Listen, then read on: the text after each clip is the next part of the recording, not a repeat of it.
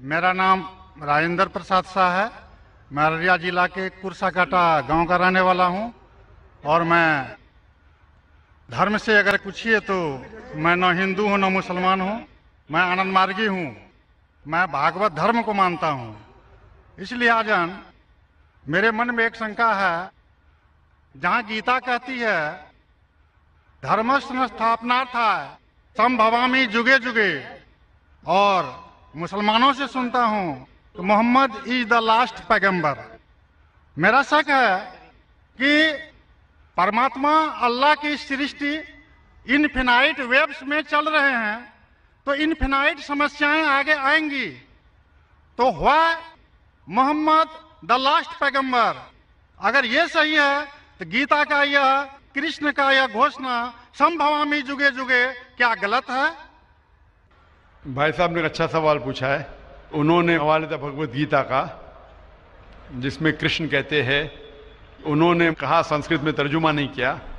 श्री कृष्ण कहते हैं कि जब भी इस धरती पे जुल्म होगा तो उस वक्त भगवान एक पैगंबर को भेजेंगे और हर दौर में एक पैगंबर आएगा। संभवान योगी होगे, हर युग में आएगा।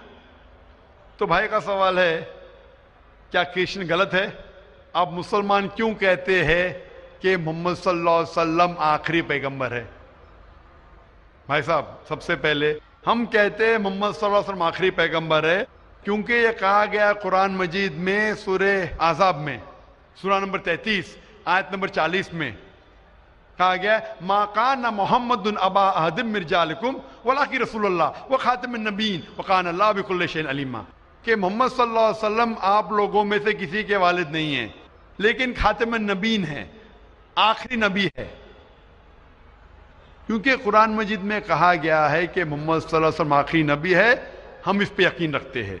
जहां तक कि आपने कहा श्री कृष्ण, मैं श्री कृष्ण की बात को मानता हूं कि जब भी इस धरती पे गलत काम होंगे उस वक्त खुदा एक पैगंबर को भेजते और हर दौर में एक पैगंबर भेजेंगे। बिल्कुल गलत नहीं है, आपको समझने में गलती हुई। क्योंकि जब आप पढ़ेंगे भगवत गीता, भगवत गीता को कहा गया है कि ये वेद का निचोड़ है। It is the nectar of the Veda, Veda का निचोड़ है।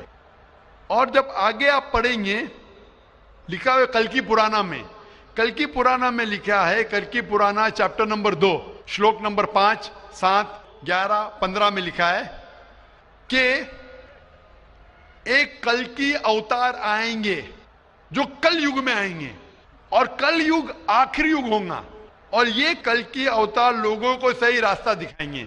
और ये कल की अवतार के वालिद का नाम है विष्णु यास, मतलब भगवान का नौकर। अरबी में अब्दुल्ला, जो नाम थे मोहम्मद सल्लल्लाहु अलैहि वसल्लम के वालिद का। उनके वालिदा का नाम होगा सुमति। सुमति मतलब अमन, शांति। अरबी में होगा आमिना, जो नाम था मोहम्मद सल्लल्लाहु अलैहि वसल्लम के वालिदा का नाम।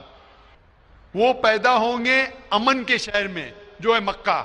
वो पैदा होंगे ऐसे खानदान में जो उस शहर के चीफ होंगे। हम जानते हैं मोहम्मद सल्लल्लाहु अलैहि वसल्लम कुरैश खानदान में पैदा हुए। उनके 4 करीब दोस्त होंगे। हम जानते हो 4 खुलफा राशिदीन हैं, हजरत अबू बकर, हजरत उमर, हजरत उस्मान, हजरत अली रज़ियल्लाहु अन्हु। अल्लाह सुब्हानहू व तआला की रहमत सब पे हो।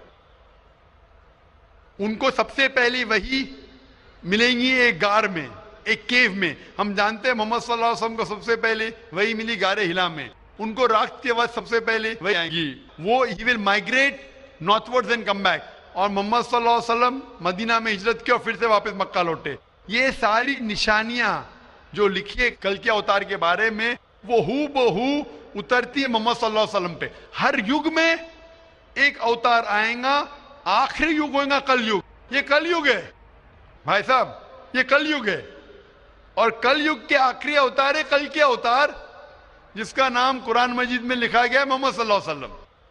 तो ये जो आपकी भगवत गीता में लिखा है, मेरे हिसाब से सही लिखा हुआ है कि हर युग में एक अवतार आएगा। और आखिरी युग है लिखा हुआ है कल की पुराना में, वो कल युग है। और कल युग के अवतार है कल की अवतार। तो आप सबको जोड़ेंगे तो पता लगता है कि आपके वेद में भी कई निशानी है मोहम्मद सल्लल्लाहु अलैहि वसल्लम की, कई बार मोहम्मद सल्लल्लाहु अलैहि वसल्लम का जिक्र है।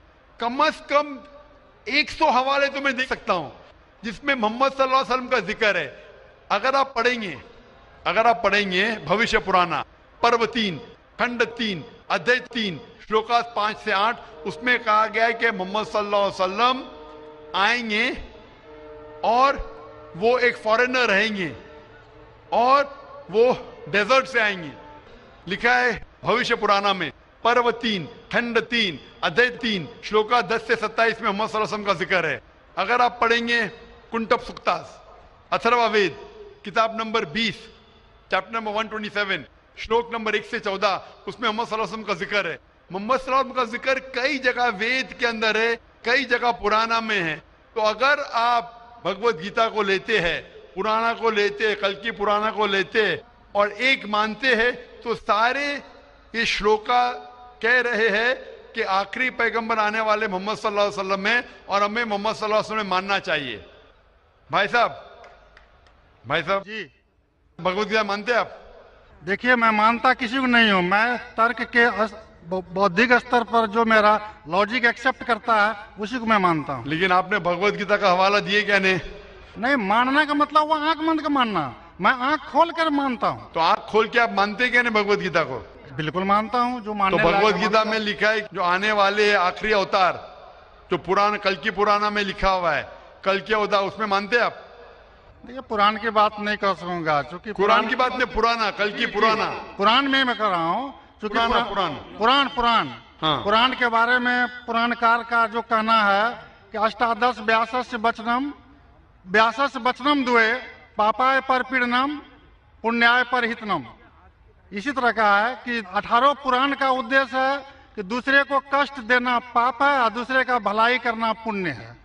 मैंने कब बोला कि दूसरे को कष्ट दो और दूसरे के भलाई मत करो? मैं कह रहा हूँ इस आधार पर मैं कुरान में लिखे लगा दूसरे को कष्ट दो, कुरान में भी लिखे दूसरे को कष्ट मत दो, कुरान में भी लिखे दूसरे की मदद करो। तो इसके ऊपर बहस नहीं हो रही है, बहस हो रही है कल की पुराना पे, कल के अवतार पे। आप आखिरी पैगंबर में मानते हैं क्या नहीं, ये मैं पूछ रहा हूँ।